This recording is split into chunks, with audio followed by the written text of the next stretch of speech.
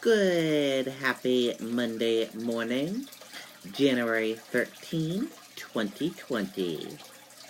I'm Riley King, and welcome to this morning edition of Good Morning, New Hampshire, where we have a little bit of everything for you in this program. Let's rise and shine, everyone, and let's get this Monday off to a good start, and let's get this Monday morning edition of Good Morning, New Hampshire started. We're going to begin with your news. We're going to start with local news. New class action suit against New Hampshire's state-run youth detention center claims decades of abuse. Lawsuit filed Saturday. Let's take a listen to that video from WMUR News 9, Tim Callery.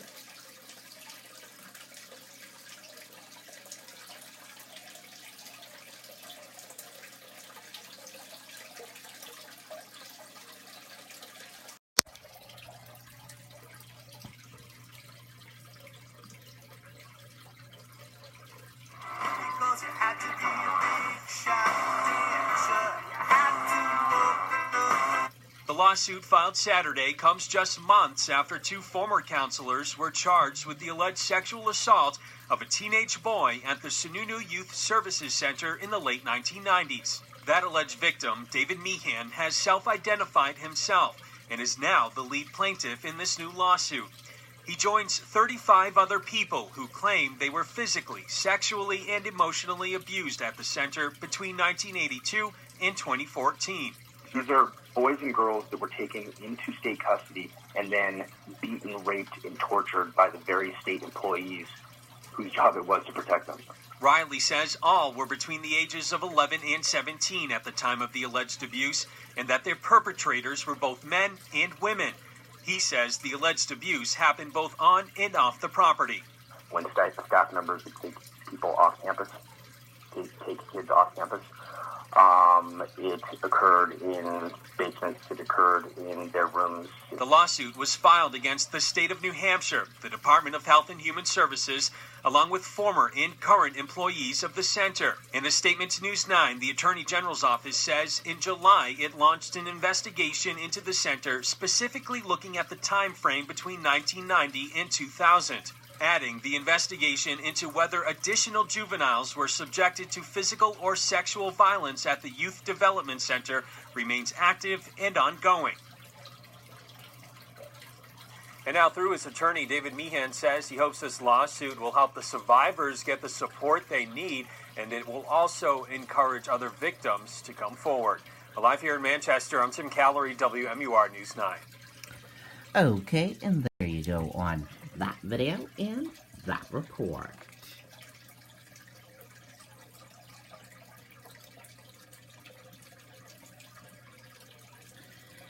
Bennett Yang looking to gain ground in New Hampshire. Let's take a listen to that video from WMUR News 9, Mike Cronin.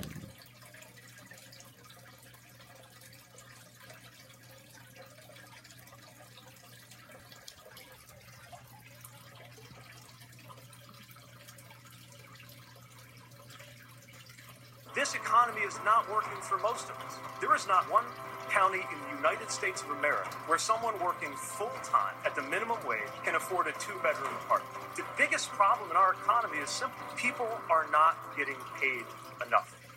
Michael Bennett drew this crowd today in Manchester, feeling optimistic about making a late surge in New Hampshire. Senator, inside of a month until the primary, are Granite State are starting to pay attention to your campaign now? I hope so. I think they are. Only 6 candidates have qualified for Tuesday's debate in Iowa. The 2 White House hopefuls in the Granite State Sunday did not qualify for it. Why should we have fewer people on the debate stage? We should have more people on the debate stage so they can choose. Bennett says his background in the private private sector as a superintendent and a senator uniquely qualifies him to lead the country. He's counting on undecided voters. They're less decided today than they have been throughout this entire election because they're unsure who can actually take on Donald Trump. And I think I've got a really strong case to make there. Andrew Yang turns 45 tomorrow, and he has one big birthday wish. For my birthday, I would like to become president-elect. Today, he's rallying supporters at canvas launches across New Hampshire. You all are the revolution. You know, this revolution is going to happen just like this right here in New Hampshire. And then we are going to shock the world on February 11th. Yeah. Yang says people are inspired by his campaign to transform the country and build a brighter future for the next generation. That's right now not happening. It's not happening by the numbers. We can all feel it. The reason why Trump won. And as the primary nears, we have you covered both inside of our mobile app and under the politics section of our website, WMUR.com. There you'll find everything you need to know on the candidates before you head to the polls. Okay, and there you go on that video and that report.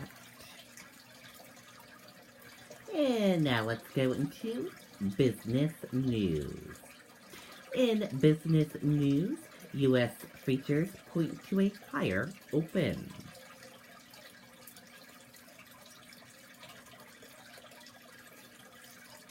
U.S. stock index futures were higher Monday morning as investors focused on China-U.S. trade developments. Protests break out in Iran after plane shot down. Let's take a listen to that video from ABC News.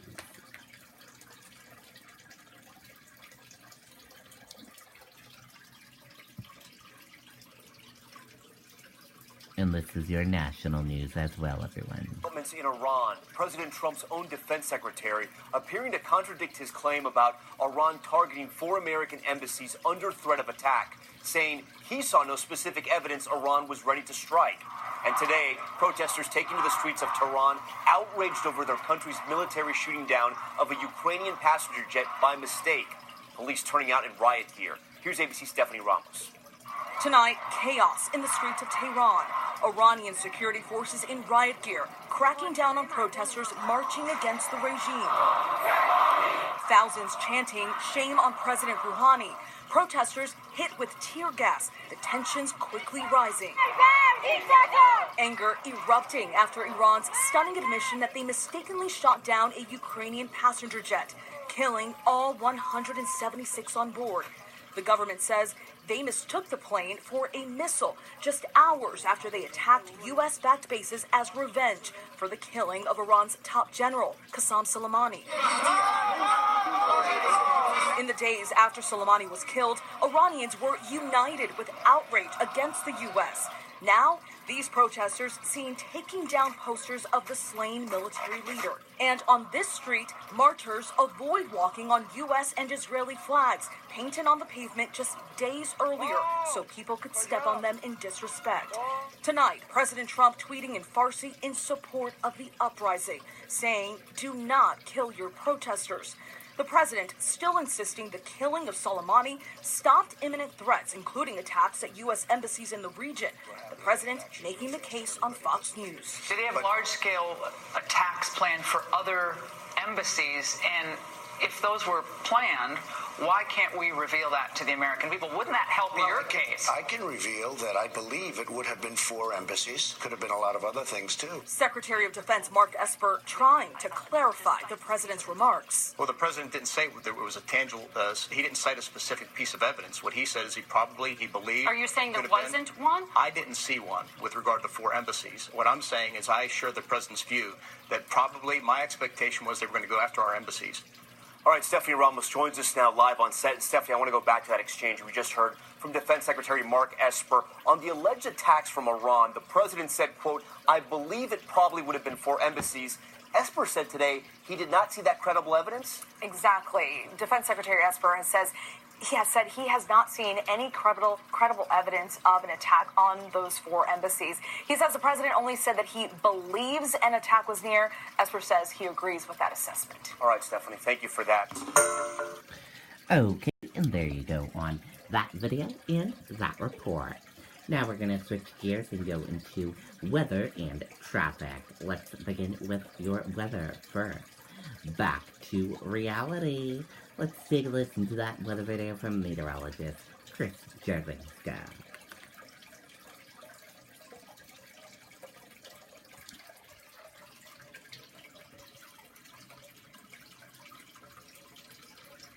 This economy is not working for most of us. There is not one county in the United States of America where someone working full-time at the minimum wage can afford a 2-bedroom apartment. The biggest problem in our economy is simple. People are not getting paid enough.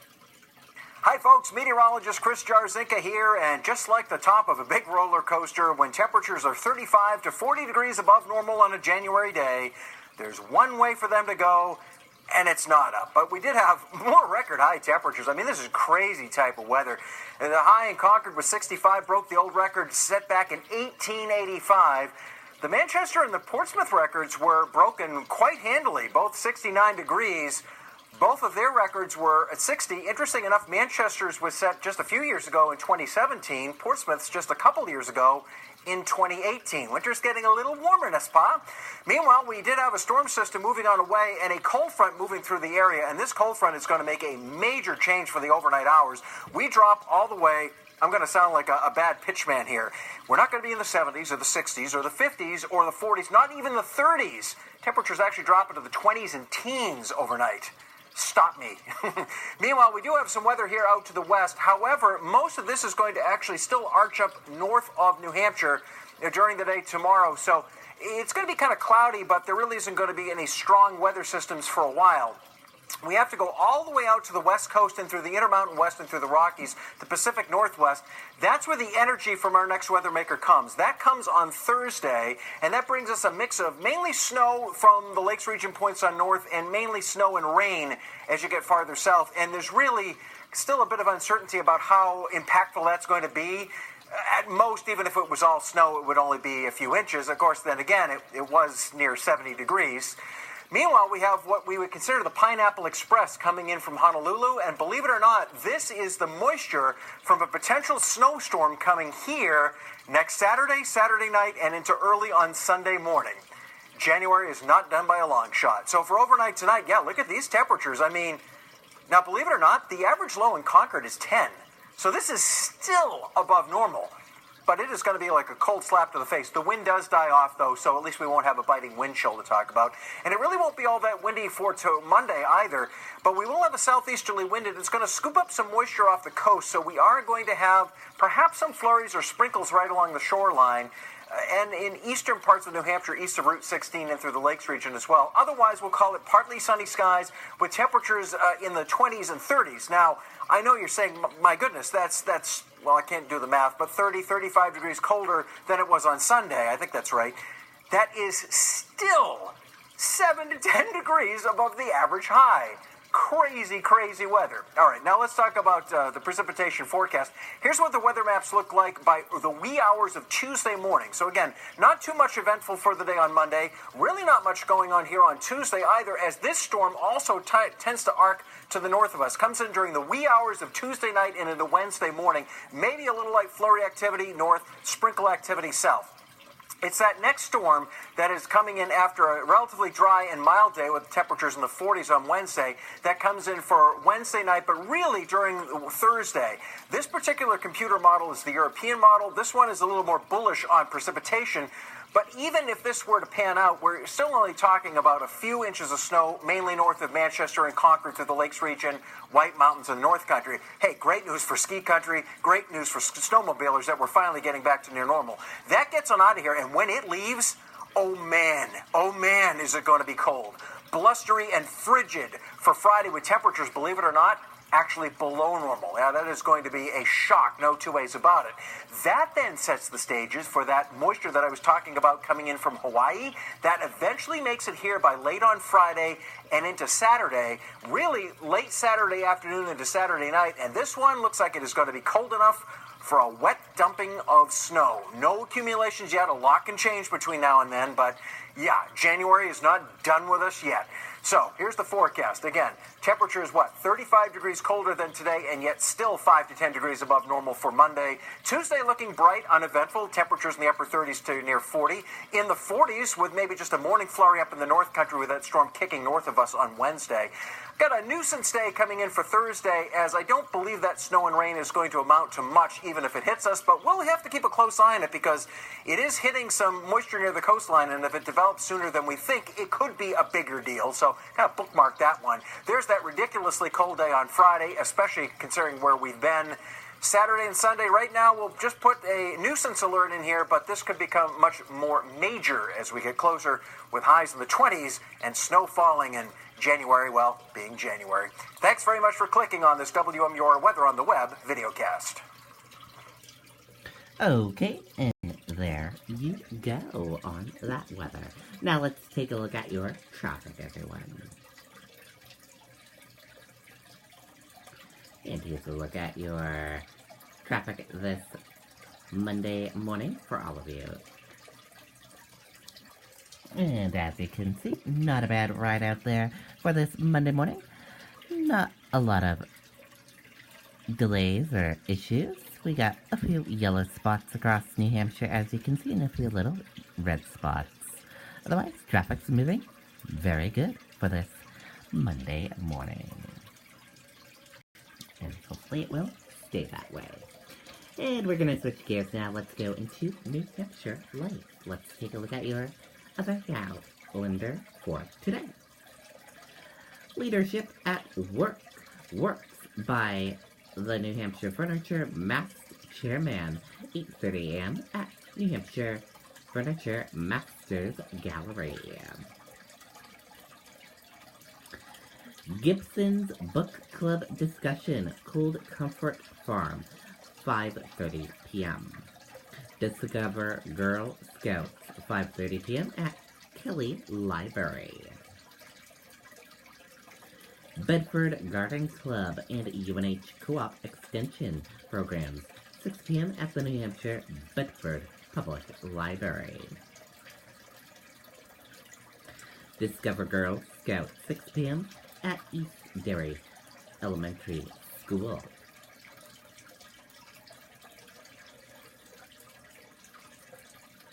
And there's some events happening today right here in New Hampshire. And now let's go into lifestyle and healthy tips. Simple steps for a better 2020. Let's take a listen to that video from Good Morning America.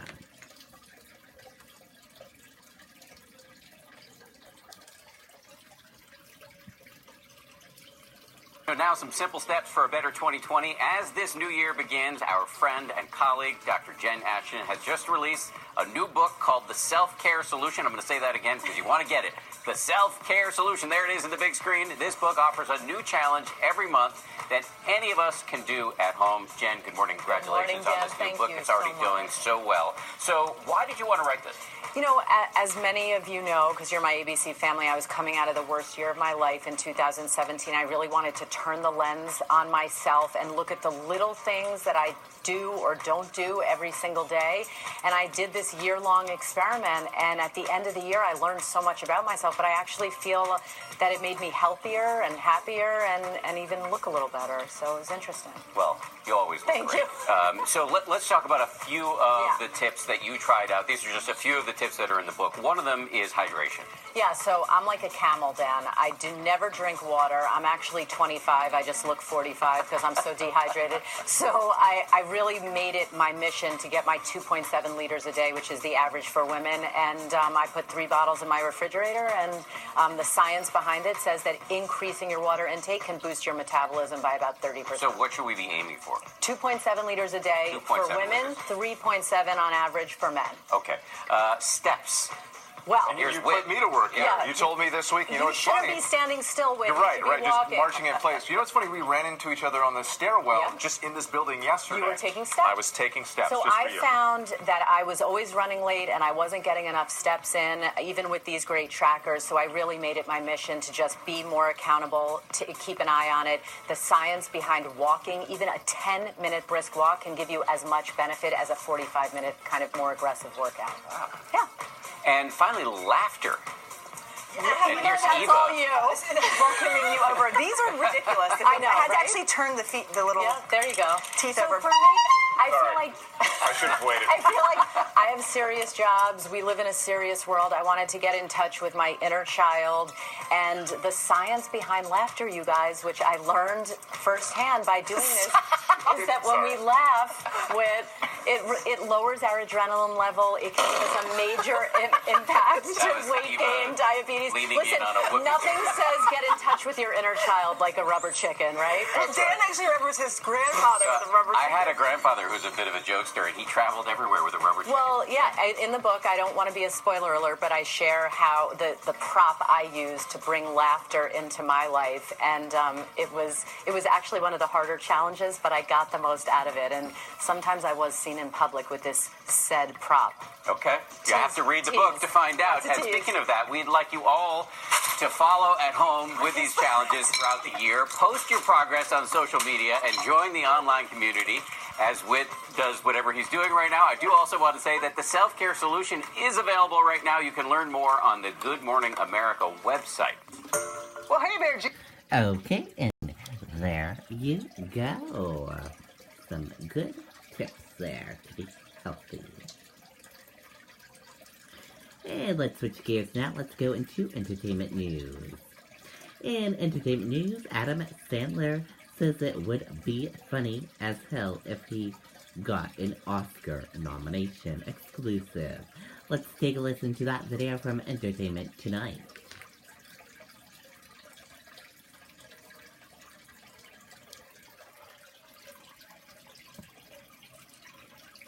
I saw you we were at your Uncut Gems premiere. You're in a suit here tonight. How's Adam Sandler feeling in a suit? I think this is the one suit. I think I've worn this about 6 events already so far. My wife keeps telling me to get other stuff. Nothing seems to fit right, so this is it. I change the tie on occasion. Well, because you know you're so fit now, so that's a good thing if it doesn't fit. Perfect body, man.